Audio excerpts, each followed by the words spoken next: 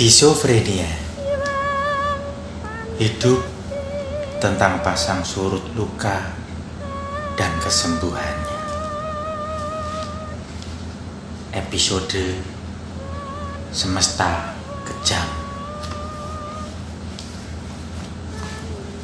Pagi hari ini tak lagi secerah seperti biasanya. Hujan seketika turun tanpa tanda-tanda, membisukan suara ayam berkokok dan keramaian pagi hari. Farah terduduk tepat di kursi kayu coklat yang berada di teras rumah. Tanpa tawa, tanpa senyuman, hanya raut wajah kesedihan yang mampu ia tunjukkan pada dunia. Farah amat menyukai hujan. Dahulu, Regan pernah bertanya, mengapa Farah suka akan hujan? Lalu wanita itu menjawab dengan lugu, bahwasanya hujan selalu senada dengan rintik dan bunyinya. Suaranya seirama seperti alunan musik yang tenang. Hujan juga seperti payung dalam menyambut kesedihan. Ketika ingin menangis, hujan akan menutupinya. Ketika ingin berteriak, hujan akan membawa kilatan petir untuk mengecoh suara jeritanya. Hujan itu seperti ribuan masalah. Sederas-derasnya hujan datang, nanti akan mereda juga. Tetapi dibanding hujan, Farah lebih suka badai. Karena mereka yang berdiri setelah badai tidak akan terusik oleh gerimis, melainkan akan langsung disambut oleh pelangi. Itulah yang sekiranya Farah katakan, dan ia mencoba menerapkannya hari ini, berharap kata-katanya benar. Tiba-tiba sebuah kardigan menutup kedua bahunya dengan hangat. Sontak wanita itu menoleh, mendongak, menatap wajah yang memang lekat di kepalanya. Siapa lagi kalau bukan Regan? Aku cari-cari kamu di dalam, ternyata kamu di sini. Tanpa menjawab, Farah kembali membenarkan pandangannya, menatap ke arah hujan. Suara gemericik dan harum sengit dari air hujan yang jatuh ke tanah masih menemani tiap detiknya. Selain membawa angin sepoi nan sejuk, menghitung rintikan hujan juga bisa membuatnya lebih tenang. Hari ini Mas mau ke kantor polisi. Kamu mau ikut? Tatapan sinis seketika tertuju pada Regan, seolah-olah memberikan tanda penolakan secara tegas. Kamu nggak mau? Ya sudah, nanti Mas minta ibu kamu kesini untuk temani kamu. Lagi-lagi perkataan Regan tak digubris. Ia memilih kembali menatap hujan daripada meladeni suaminya. Ya sudah, Mas tinggal ke dalam ya. Untuk kesekian kalinya ia menolak menjawab. Bungkam seolah-olah memang benar-benar bisu.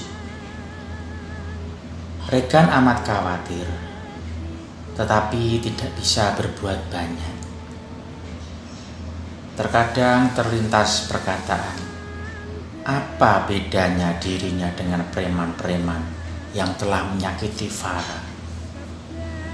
Kenyataannya ia sendiri pun sama jahatnya dengan mereka, membiarkan sang istri menghadapi trauma sendiri dan tidak benar-benar berusaha keras untuk menjadi rumah sebagai tempat Farah berpulang. Ia bahkan tidak yakin apakah dirinya pantas disebut suami bagi Farah. Regan pergi melirik lekat tubuh yang masih saja terduduk manis itu dari samping. Perlahan menjauh hingga tubuh itu tak lagi tampak. Beginikah rasanya? Dekat tetapi jauh. Seakan-akan berada di ruang yang sama, tetapi raga dan jiwa saling berjauhan.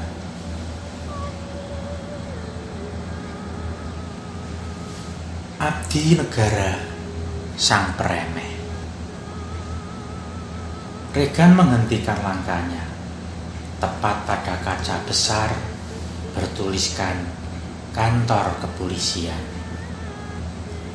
Tanpa membuang waktu, ia masuk. Dari keadaannya cukup ramai.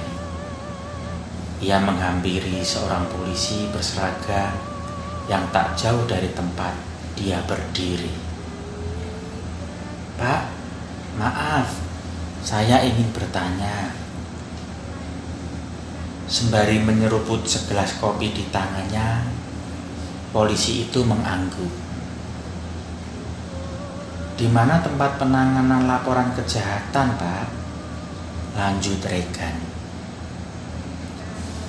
Laki-laki berperut buncit itu menurunkan gelas dari bibirnya, lalu bertanya, "Ada kejahatan apa emangnya?" Regan terdiam sejenak seraya berpikir, apakah pantas membahas ini di keramaian? Tetapi ia tetap menjawab, karena mungkin saja polisi inilah yang akan membantunya dalam memproses laporan. "Pemerkosaan, Pak." Laki-laki itu manggut-manggut seraya menjawab datar.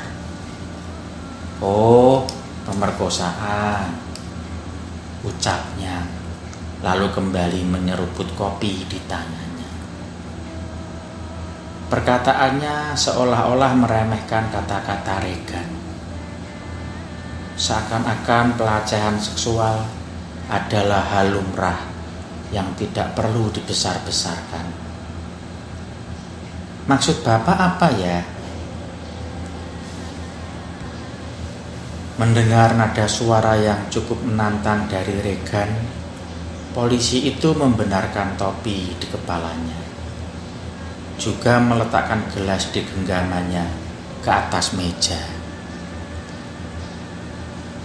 "Maksud Bapak itu apa?" "Loh, kok jadi marah ke saya? Kan saya cuma jawab perkataan Masnya." Tidak terima akan ucapan polisi itu, Regan menarik kerah laki-laki itu tanpa takut. "Maksud Bapak, kalau istri saya diperkosa massal oleh para preman itu bukan masalah besar?" Naik pitam ia dibuatnya. Hingga datanglah beberapa polisi lainnya mencoba melerai. "Mas, tenang dulu. Ini kantor kepolisian, Mas. Ada pasal yang bisa penjarain Mas karena cari gara-gara sama polisi," kata polisi lainnya.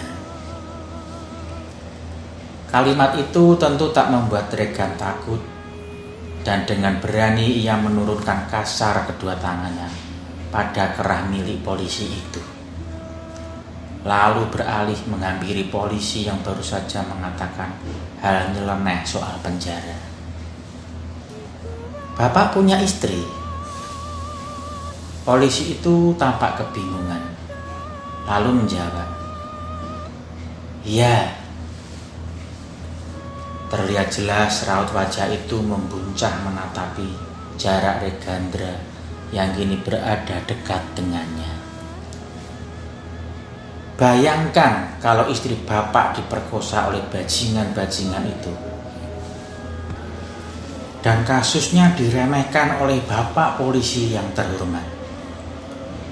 Ia menggantung kalimatnya sembari menatap sekeliling yang ramai dikerumuni. Satu-satunya tujuan yang saya percaya bisa membantu saya itu kalian. Kemana lagi saya harus pergi jika bukan kepada kalian, pihak berwajib? Ucapnya tegas sembari menusuk dada polisi itu menggunakan jari telunjuk. Kalian sadar, kalian sama jahatnya kayak mereka yang sudah perkosa istri saya.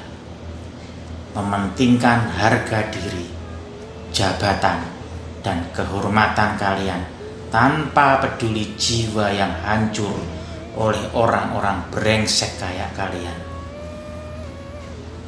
Para pengunjung yang menjadi saksi kericuhan ini ikut berpandangan buruk karena pengaruh ucapan Regan barusan. Suara bisik dari orang-orang membuat para polisi kalang kabut. Polisi lainnya pun kian berdatangan menghampiri Regan, mencoba meredam kekacauan dengan menebus kesalahan. Mas bisa bilang kalau masalah istri Mas rumit. Mari saya antar ke ruangan, kita bicarakan baik-baik. Dengan cepat Regan menolak. Tidak, saya tidak sudi mempercayakan penanganan kasus istri saya kepada kalian. Bahkan jika saya harus menelan ludah kalian. Regan pergi meninggalkan tempat. Tetapi beberapa polisi bersikukuh mengejarnya hingga ke parkiran. Memberikan penawaran penanganan kejahatan istimewa dengan melibatkan banyak polisi untuk menangkap penjahatnya. Namun Regan tidak luluh. Ia tetap pergi, meninggalkan para polisi-polisi itu dalam masalah besar. Setidaknya sekarang ia tahu bahwasanya orang terhormat pun tak bisa menghargai hal yang berat bagi orang lain. Regan akan berusaha lebih baik lagi agar tidak menjadi sama seperti mereka. Matahari telah terbenam dan rembulan telah berkumpul dengan sang bintang. Tepat pada pukul 8 malam, di depan pintu rumah yang tertutup rapat, berdirilah sesosok laki-laki jangkung dengan kemeja dan celana bahan yang masih sama rapinya, seperti saat ia meninggalkan rumah. Regan. Laki-laki itu tampak gelisah. Bukan karena takut akan bertemu lagi dengan sang pujaan hati. Hanya saja ia tidak merasa pantas pulang tanpa membawa berita baik. Farah mungkin akan mengerti, tetapi jauh di lubuk hatinya pasti merasa kecewa. Namun dengan berat hati ia memutuskan untuk tetap masuk. Pintu itu mengarah pada ruang tamu. Di ruang tamu ia mendapati istrinya terduduk manis seraya menatap kosong. Buru-buru ia menghampiri wanita itu, pergi duduk bersimpuh di lantai, berhadapan dengan kedua lutut milik wanita muda itu. Hai sayang, Mas sudah pulang. Regan mengukir senyuman, sementara Farah diam mematung di tempat. Bahkan untuk menoleh pun enggan. Regan, udah pulang Mas? Wanita paruh baya itu menghampiri Regan begitu sadar akan kepulangannya. Ibu Farah, Anna namanya.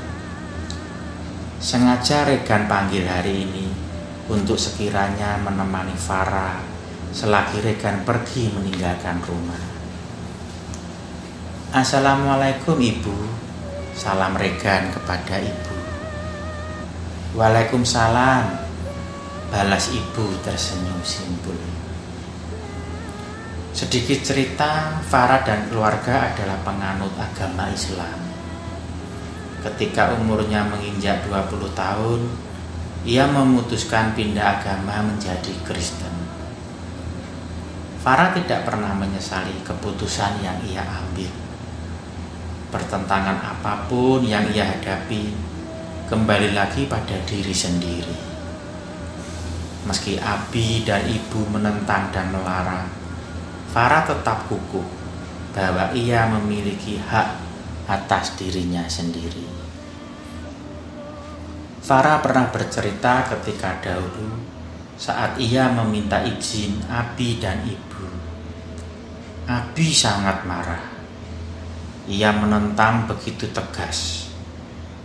Bahkan ketika 2 bulan berlalu, Abi masih tak mau berbicara pada Farah sedikit pun. Tetapi lama-kelamaan, Abi kembali seperti biasanya. Baik dan selalu perhatian. Entah karena apa. Bahkan setelah 3 bulan sejak keributan itu, masalah seperti hilang begitu saja. Abi maupun Farah sama-sama tak mencoba kembali membuka topik untuk sekiranya menyelesaikan keputusan yang simpang siur itu.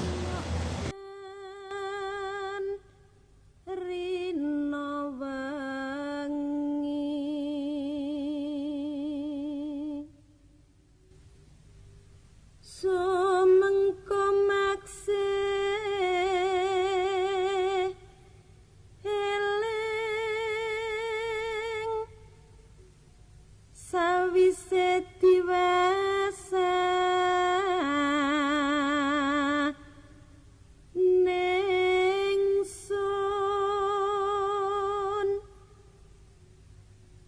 Bapak kang paring wulang miwahipun